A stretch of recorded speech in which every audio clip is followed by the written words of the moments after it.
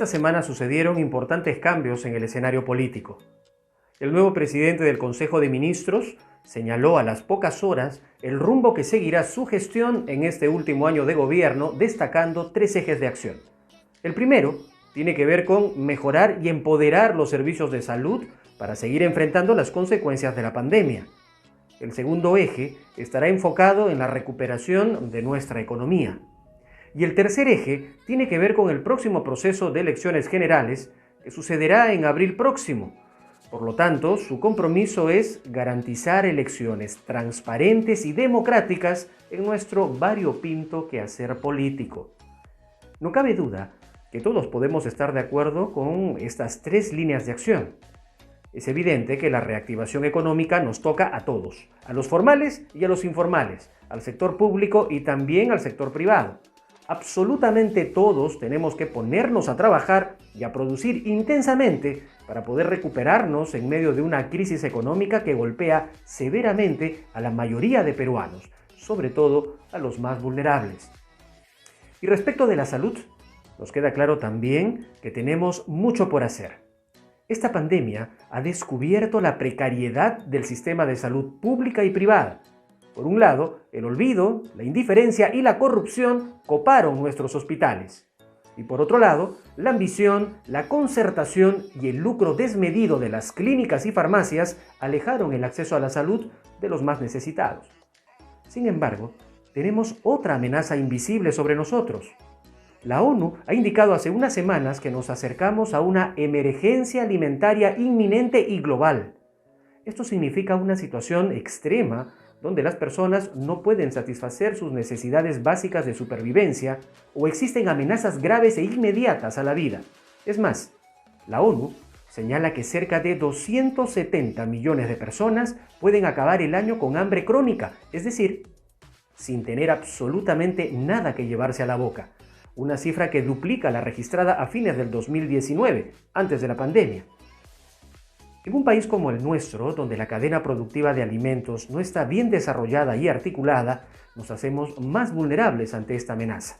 Y a diferencia de los problemas de salud, que con una buena y oportuna atención médica se puede superar en el corto plazo, los problemas de alimentación y desnutrición crónica, sobre todo en nuestros niños, no se puede resolver en poco tiempo. Por el contrario, los condena a una vida miserable y sin mayores oportunidades, impactando severamente en el desarrollo humano y económico futuro de nuestro país.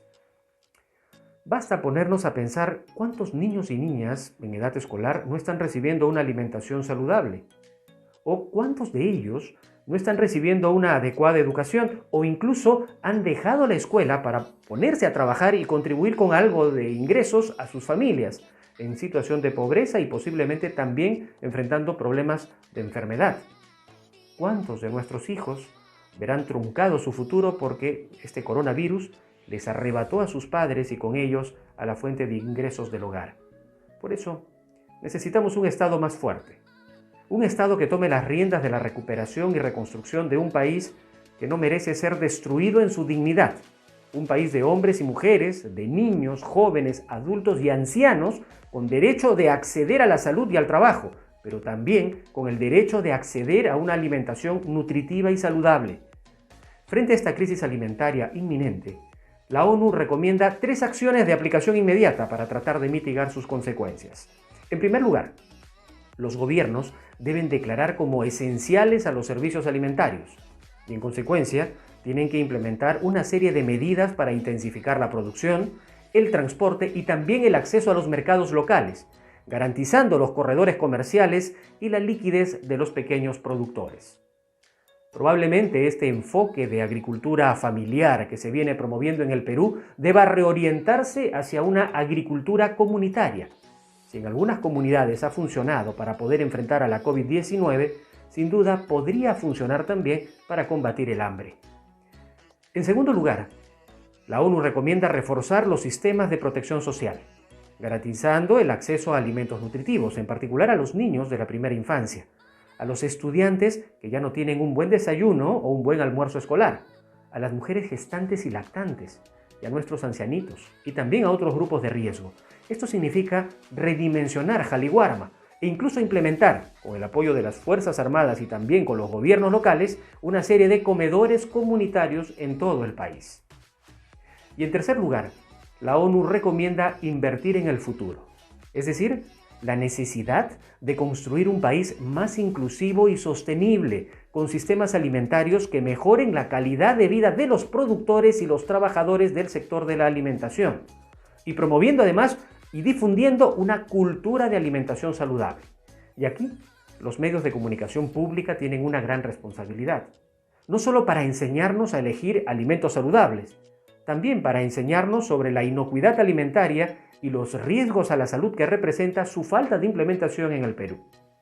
Y finalmente, el Estado también debe exigir a las entidades reguladoras que hagan bien su trabajo. No se entiende la inacción frente a los sobrecostos de las medicinas, las clínicas abusivas, las entidades financieras con intereses usureros, el alto precio de la gasolina o las inexplicables subidas de las tarifas eléctricas. Sin sanciones rápidas y ejemplares, no podemos combatir a los mercaderes de la muerte, del dolor y la desgracia que buscan apropiarse del dinero que debe destinarse a combatir el hambre y la desnutrición en nuestro país. Esto es Tiempos de Cambio. Por favor, compártelo. Buen día.